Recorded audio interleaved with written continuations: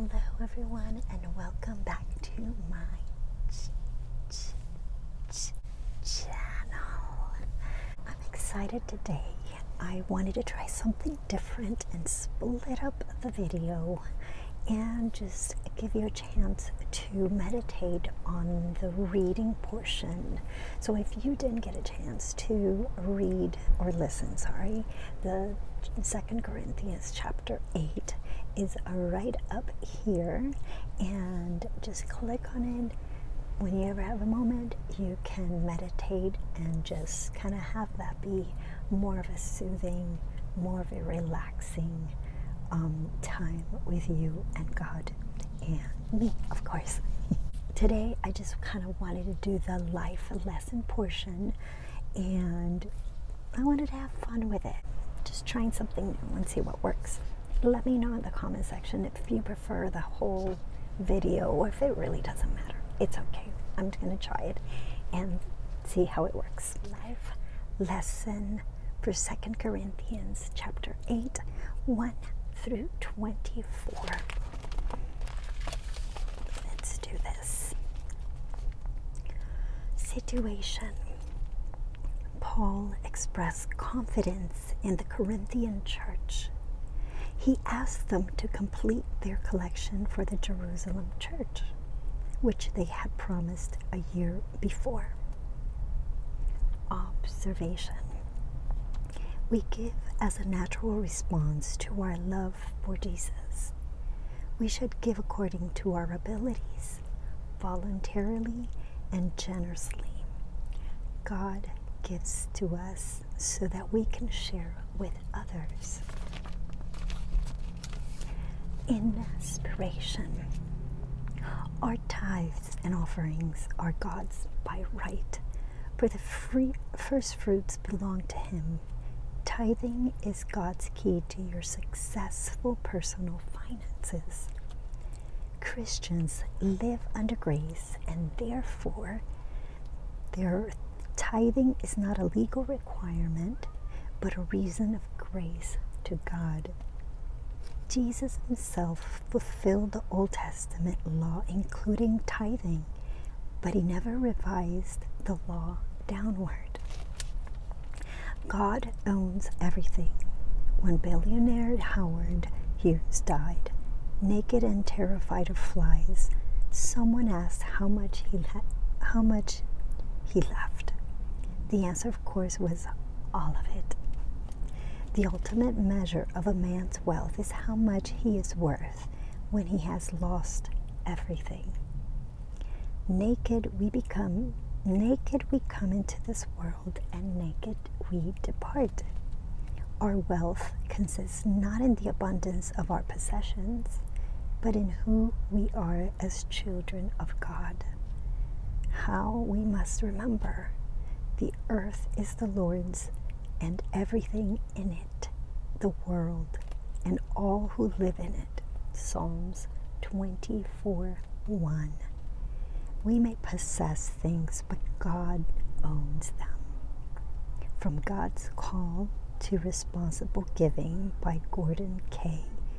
Moyes in Money for Ministries. Application.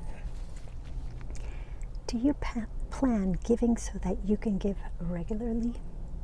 It isn't spontaneous enough, so you can respond to needs right away, or generous enough to show something of God's self-sacrifice. Today, make your gratitude to God tangible with a gift to your church or another trustworthy ministry. I've heard different things when it comes to tithing. Is the 10% of what we make. That is like the minimum. I've heard that some people tithe and it's like, oh, I give my 10%, I am done.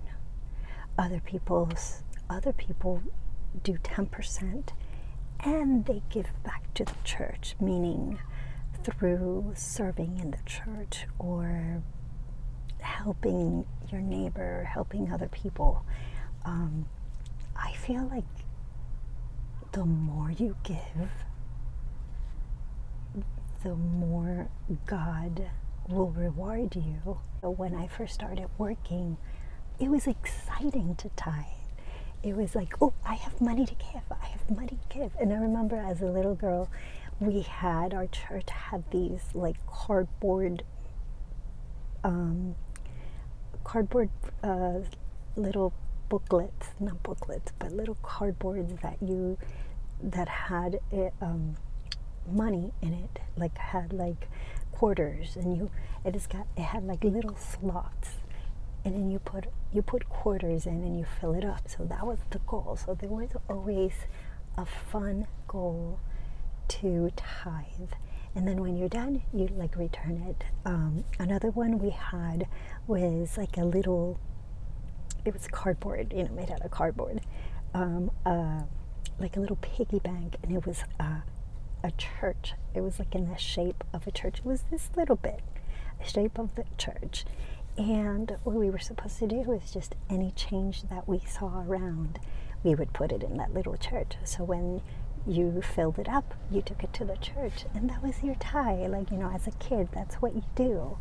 And so I always enjoyed, I have those good memories, so it was always a positive thing to do. And even back then, I really didn't see the fruit of labor from giving. But we need to be cheerful givers and trust that God will give everything back. We have this mentality of like, this is mine, I pay for it, this is mine, and everything is borrowed.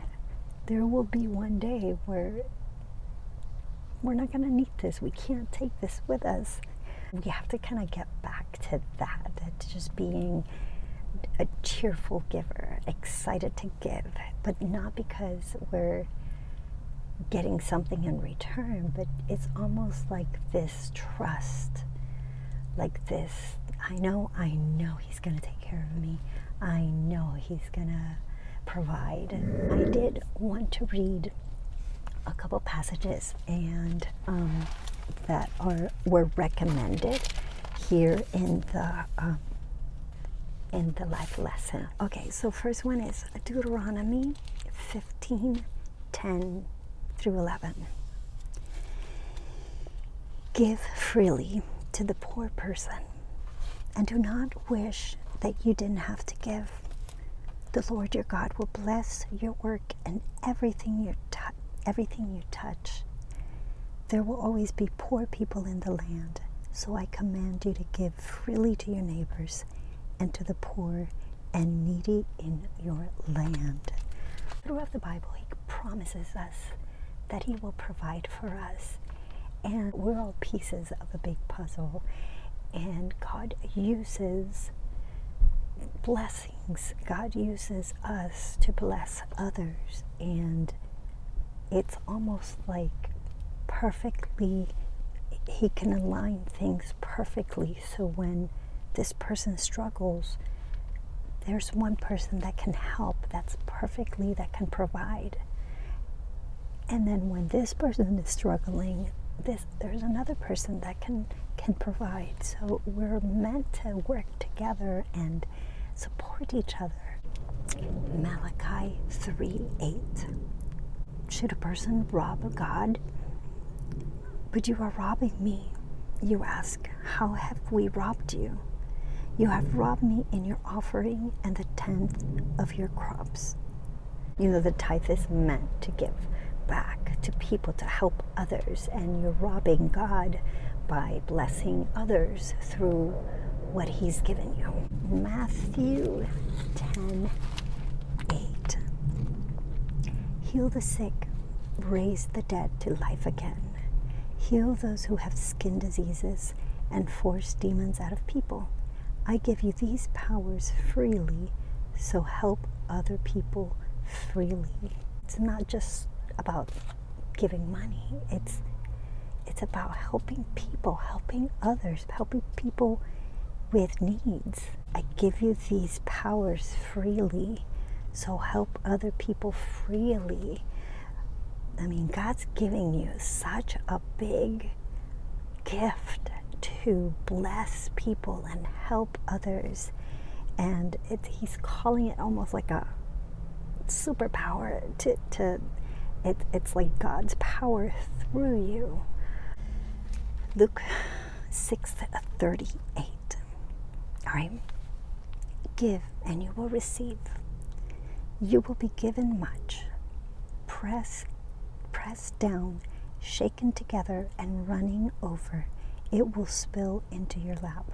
The way you give to others is the way God will give to you. See, that's how I feel. I feel that when you give, you're going to get a return. You're going to get it in return. But God is so awesome that he gives you even more than what you expect. Romans 12:8. Whoever has the gift of encouraging others should encourage. Whoever has the gift of giving to others should give freely. Anyone who has the gift of being a leader should try hard when he leads. Whoever has the gift of showing mercy to others should do so with joy. Acts 20:30. I showed you in all things that you should work as I did and help the weak. I taught you to remember the words Jesus said. It is more blessed to give than to receive. I want to tell you a quick story. And I hope this doesn't throw any of you off. Where I work, we're constantly learning new treatments. And if you have ever heard of Reiki is a treatment with working with your energy. It goes way back, where people get healed through just working on the chakras.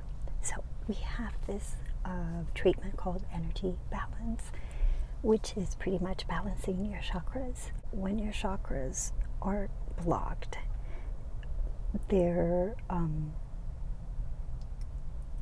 it kind of throws your body off. It throws you're not aligned anymore, right? So you might get sick, you may get more, mental breakdown, or things can happen. It just throws you off. I'm not saying anything in particular because everybody's different, but I learned how to do this treatment, and it's pretty much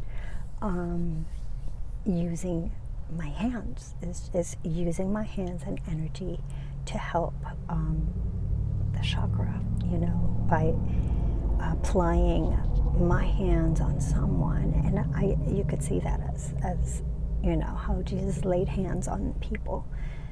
It's kind of what I do when I'm doing the energy work. So I've been doing this energy work, and I even spoke with my pastor. I'm like, hey, this is what I'm doing. Some people are like, what are you doing? Like, this is like, working with, I don't know, witchcrafts and stuff like that. It is not. And even my pastor said, he said, Michelle, when you go in there, you say in Jesus' name, and anything that's going to be negative or bad is going to be wiped out. So, move forward. I had, I have these therapists at work that are so good at what they do, and they have their stones, and then they see certain things and they hear certain things. So I'm kind of like new at this, and so I get this person that came back. I should do story times with those because it's crazy at the stuff that happens. But anyway, this one person came in, and first thing she says, she's like, oh, I thought I was gonna get so and so. she was going to get someone scheduled with someone that she likes coming to her, right? That her is like my best friend. So I quickly send a message and I'm like, oh my gosh, what am I gonna do? She's expecting you to be here. So I actually was working for her, for my friend that day. And I guess she stayed on the schedule. Anyhow, this person's like, oh yeah, I see her all the time. I've had a treatment with this person and then with the other person and I'm like, oh my gosh, I'm like going against all these people that are so good at what they do. And of course, I wasn't confident enough. So I start working on her. I'm praying the whole time, and this is the one thing that I like about this treatment, because I'm actively praying through the body, through the, praying that God, if you want me, heal her, whatever area she's struggling with, heal her through this, through me, use me as a tool to help and heal this person. And it's really, really, really, really, really nice. This lady, I started off and I'm like already freaking out that, I don't have what it takes. And I said, God, you know what, it is what it is. I can't force this. I can't, this is going to be all you. I work on her. At the end, you kind of chat with her. So I asked her, hey, do you want, some tea? I grabbed her some tea and I came back and I'm like, okay, tell me. There were some things I felt like things were shaking. I even saw like little, almost like ants, like in the solar plexus area, like little ants and like a spider. I also saw when I was in her solar plexus, because that was like the main area that was blocked. She was pretty much open, but that one was not as open. And then I saw, I didn't see it. It's really weird to explain. It was more like family, mother, grandmother. It was almost like something that just, I sensed like family, and this is through prayers. I'm like praying like, Lord, in this area, what does she need help in? And it just felt like the mother came out, the grandmother came out, kind of like just the idea of that. And so I expressed that to her, and I was like, yeah, I noticed that there was like mother or grandmother, and she's like, my grandmother passed away recently, and she needed to, we're just kind of dealing with that. And then, so I was like, oh, that was cool. Anyways, the whole point of this, because I don't want to take forever in this topic, she ended up saying, what is really cool, that when she would get a treatment with my friend, my best friend's very vocal. Like she's very vocal, so she talks a lot and can tell you a lot. And so she's like, when I'm with my friend, I feel it's great for having more clarity. Like if I want to, if I'm like in the fence of like, should I do this or should I do that, decision making and stuff, she helps her with that. And then there was another guy that she saw, and she was saying how when she's with him, she feels grounded, like very grounded. So it kind of like brings her back to just ground, it brings her into even level kind of thing. Like it just brings her down. So if she's going crazy, it brings her down. And then she said, but with you, I feel it was like cleansing, like it was like a white light just kind of going through the body. and it was funny because I felt like when I was going towards her feet, I was imagining kind of like a vacuum. And I was imagining like a vacuum cleaner just kind of sucking everything bad, everything negative, anything, just sucking it out. So it was really cool that she felt that, and I felt it kind of gave me a little bit more confidence of like, oh wow, that could be my gift. I don't have to be like this person. I don't have to be like this guy or this girl or whatever ever. And this is what we're wrapping this up, that God gives us a gift. Everyone has a gift, a unique gift that we can help people, that He can use us as a vessel to help others. And I thought that was so cool, because the first thing when I got out of the treatment room, I was like, this is like the church, like how God created the church. So this person from here and this person from here, this person from here, they can all help each other, and as a team we make that big puzzle. With putting all the pieces together, we can make a big puzzle, like a successful puzzle. And I thought that was so cool. It was just such a cool experience. And if you guys want to hear more every time that I will record it, just let me know. But there's been some interesting things happening. That is all for today. I hope I didn't make this too long, and I hope you have a great day, a great week, and we will see you next time.